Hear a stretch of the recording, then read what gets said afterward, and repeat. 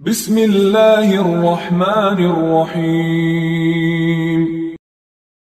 ابو عثمان عبد الرحمن نہدی نے عبداللہ بن مسعود سے روایت کیا ہے، انہوں نے نبی کریم صلی اللہ علیہ وسلم سے کہ آپ نے فرمایا کہ بلال کی اذان تمہیں سحری کھانے سے نہ روک دے، کیونکہ وہ رات رہے سے اذان دیتے ہیں، یا یہ کہا کہ پکارتے ہیں تاکہ جو لوگ عبادت کے لیے جاگے ہیں وہ آرام کرنے کے لیے لوٹ جائیں، اور جو ابھی سوئے ہوئے ہیں وہ ہوشیار ہو جائیں۔ کوئی یہ نہ سمجھ بیٹھے کہ فجر یا صبح صادق ہو گئی، اور آپ نے اپنی انگلیوں کے اشارے سے طلوع صبح کی کیفیت بتائی، انگلیوں کو اوپر کی طرف اٹھایا اور پھر آہستہ سے انہیں نیچے لائے، اور پھر فرمایا کہ اس طرح فجر ہوتی ہے۔ حضرت ظہیر راوی نے بھی شہادت کی انگلی ایک طرف رکھی، پھر انہیں دائیں بائیں جانب پھیلا دیا۔ صحیح بخاری حدیث نمبر 621۔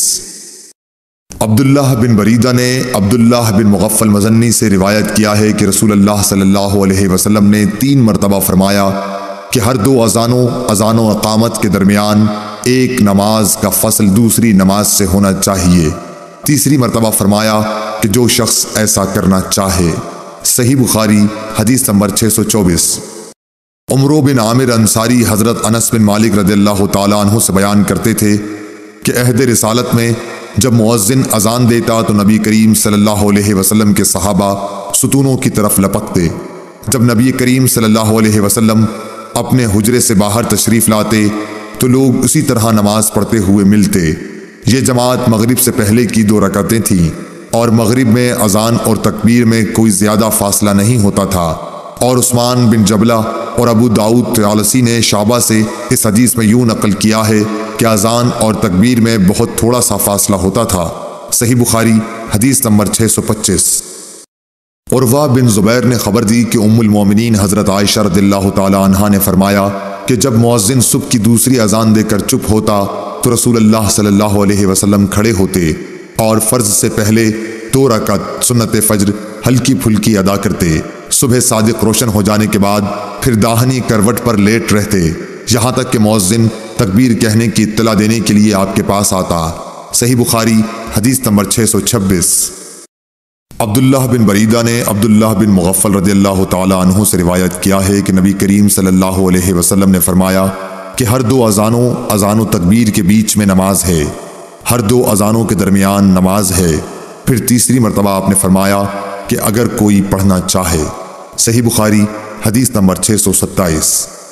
معلی بن سعد اسد بصری نے بیان کیا، کہا ہم سے وہیب بن خالد نے ابو ایوب سے بیان کیا، انہوں نے ابو قلابہ سے مالک بن حویرث صحابی سے کہا کہ میں نبی صلی اللہ علیہ وسلم کی خدمت میں اپنی قوم بنی لیس کے چند آدمیوں کے ساتھ حاضر ہوا، اور میں نے آپ کی خدمت شریف میں 20 راتوں تک قیام کیا۔